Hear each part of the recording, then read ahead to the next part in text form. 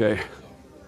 So the U.S. is the country that's most associated with the melting pot paradigm. I'm going to discuss the origins and the evolution of the melting pot ideal in the United States, and then talk about how ascendant multiculturalism has come to challenge it.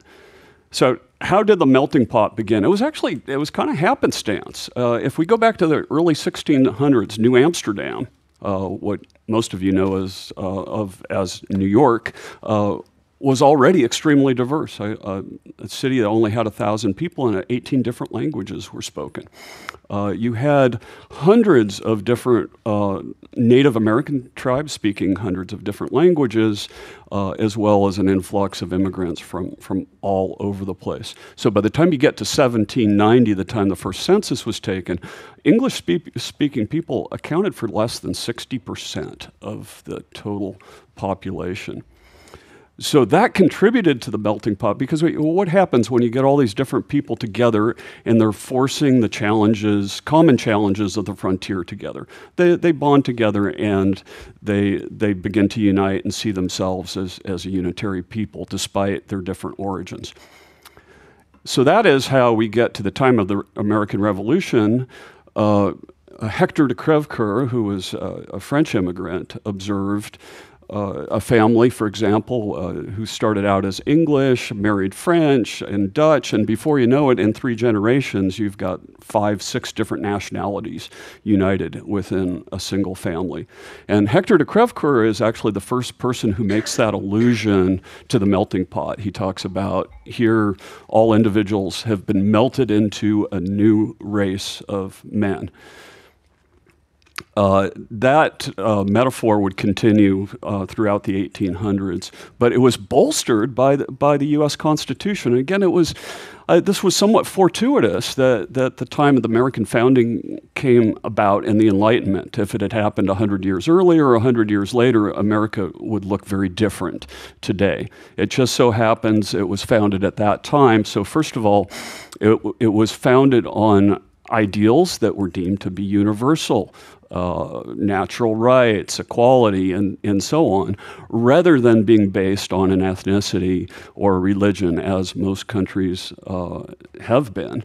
To this day, nearly half the countries in the world have an official religion. 180 countries have an official language. The United States, from the beginning, had neither one. Now, the Constitution itself was like a miniature melting pot in that the founders drew ideas from all over the place, not only from ancient Rome and Greece, but also from French Enlightenment thinkers like Rousseau and Montesquieu, English thinkers like Locke. And even beyond that, they drew ideas from the Iroquois Confederation. It was a Native American group. John Adams visited the Basque country and drew ideas on democracy from the Basques. So very much a melting pot from the start. Now, the melting pot metaphor was used by poets and so on throughout the 1800s. Ralph Waldo Emerson referred to it, but it was really in the early 1900s that the term came into the popular lexicon, and it was from a play written by a Russian Jewish immigrant, Israel Zangwill, as kind of a maudlin play about a couple who are divided by their ethnic differences, and they come to resolve those and see each other as fellow Americans. But this is where the melting pot metaphor really made it into the English lexicon. And Teddy Roosevelt attended the opening night of this play, and to him it was one of the greatest plays he had ever seen. So this is something I cannot emphasize enough, and this is the single most important slide in this presentation, so remember this one, because the American melting pot it's often criticized as this one-way assimilation. Everybody has to become an Anglo-American, and Israel Zangwill himself was very clear about that. He said it's a give and take. It's a two-way process.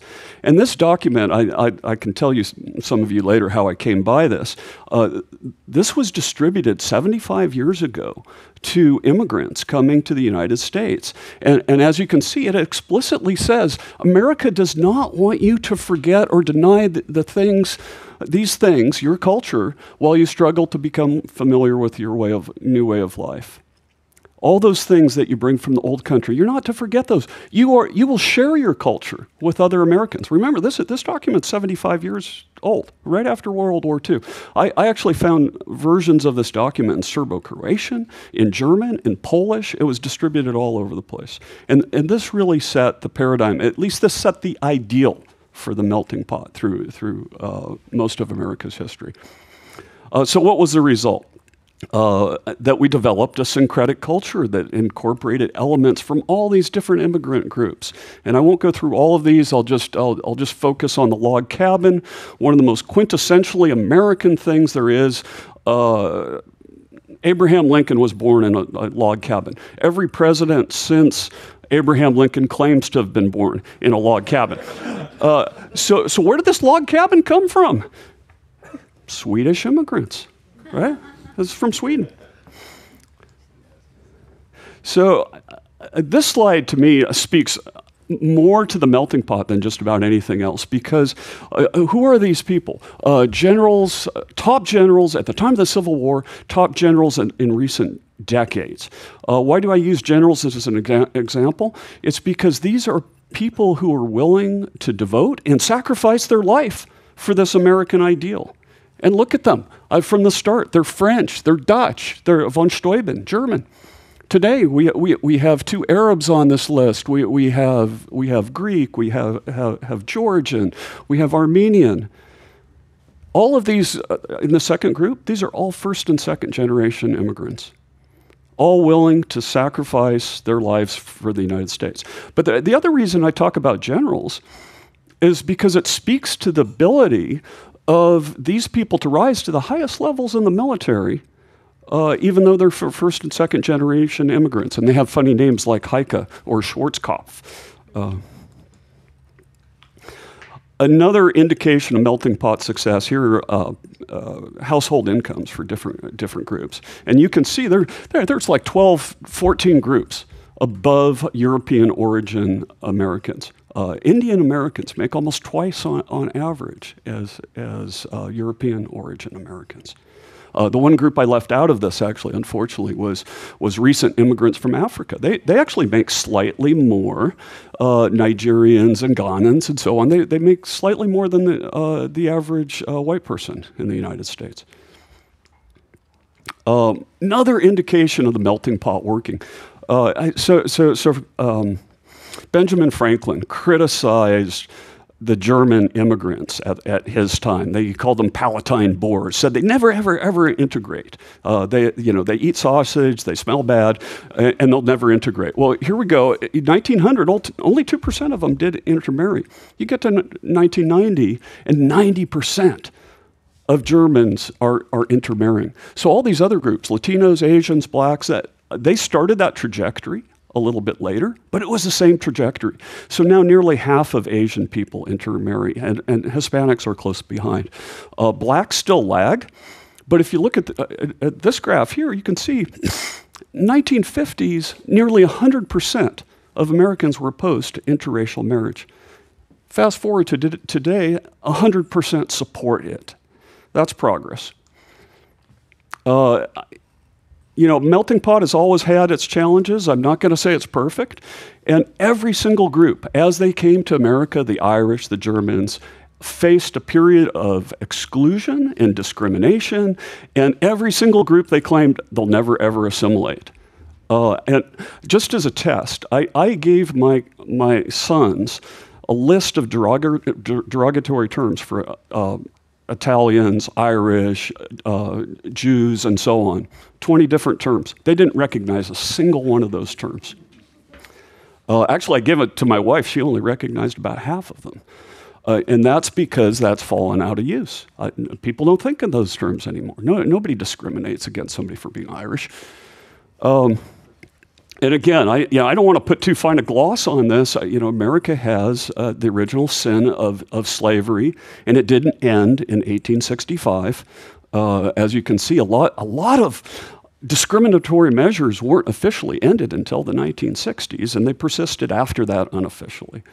So we can't gloss over that.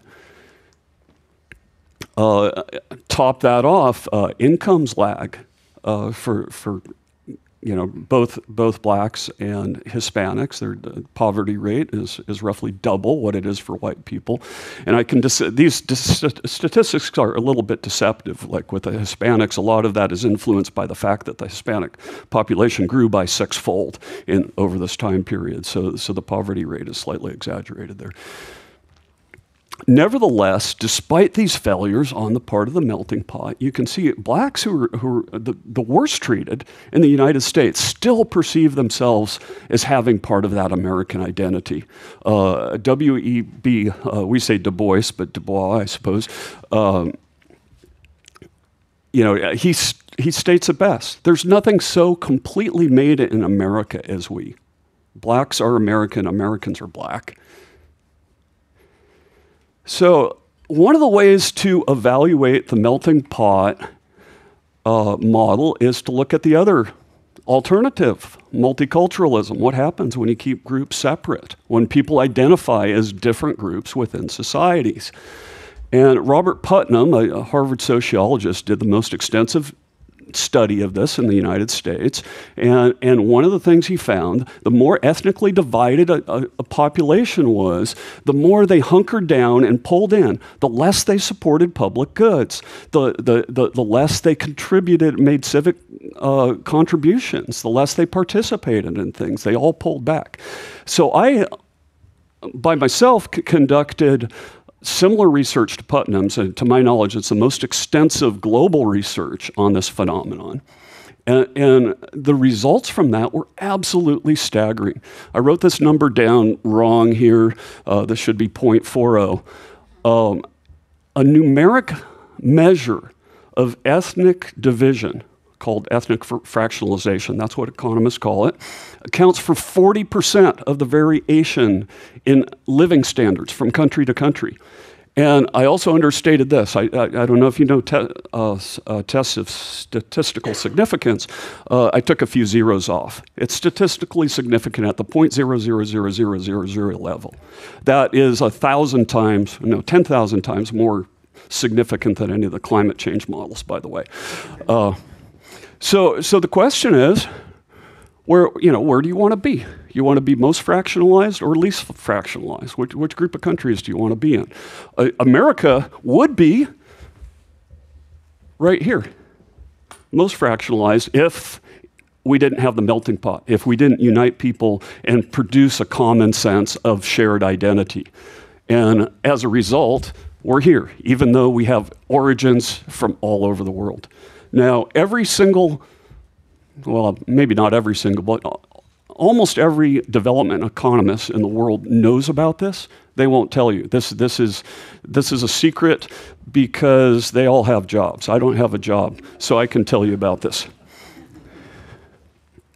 So what has happened in the last few decades in the United States? Well, multiculturalism, despite the melting pot success, multiculturalism has become ascendant. So we're increasingly focusing on group differences, having programs like affirmative action, segregated graduation ceremonies. My son just graduated from university this last year.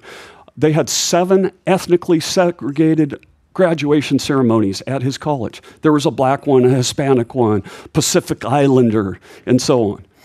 They have ethnic theme houses on the universities for different ethnic groups. So lots of ethnic differentiation and separation, the very opposite of the melting pot. Where did this come from? It has a long intellectual heritage, which I won't go through.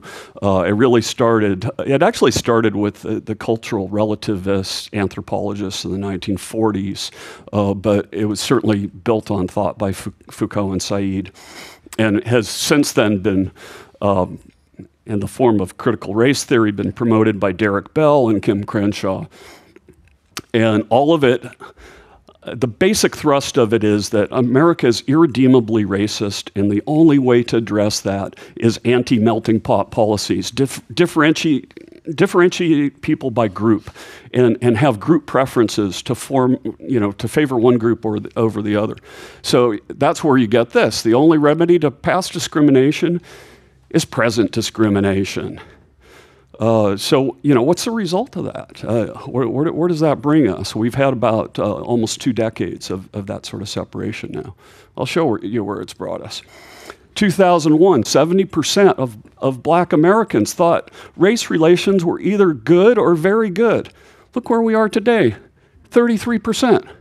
22 years of multiculturalism, of separating, distinguishing people by group has had that result. To give you another result, just in the last 10 years,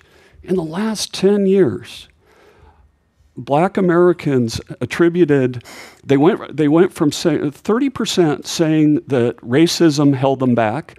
Today they say 70% of them say that racism is holding them back. So what has changed? Has America, in a period when we had a black president elected twice, have we really gotten that much more racist? Or have ethnic profiteers divided us for their own purposes? Ibram X. Kendi makes $1 million+ a year, by the way, by giving speeches that tell Americans that they're irredeemably racist.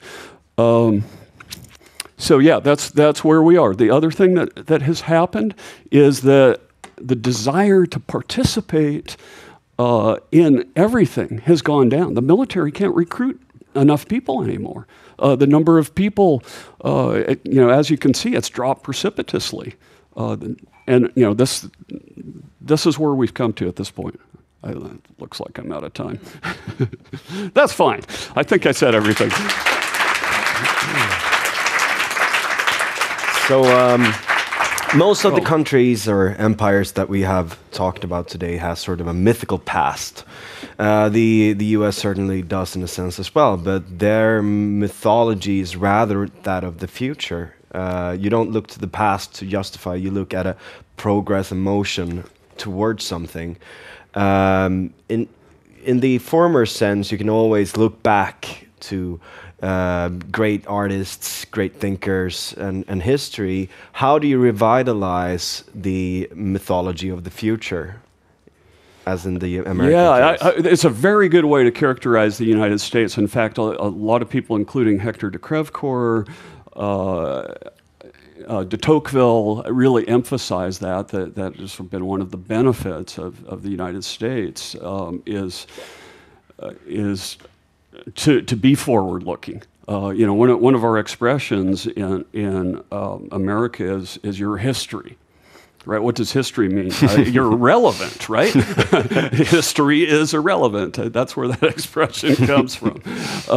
So you know, I think the seeds of that are still there, and this notion, this melting pot paradigm, it's so embedded in the United States DNA that I don't think that 20 years of critical race theory is going to eradicate it. And that's why you saw these black leaders who, you know, back in the 60s and 70s were so dedicated to it because it's part of our DNA. So it's going to reassert itself on its own. Yeah, and you can see these people are also, like Ibram X. Kendi, has sort of an obsession with the past. Absolutely. Well. Yeah, and he is an exception. And yet I think over time, the American politicians that speak to the future are the ones that ultimately succeed. So the past-looking thing has never been American, and I don't think it will be. It's always future-looking. Thank you.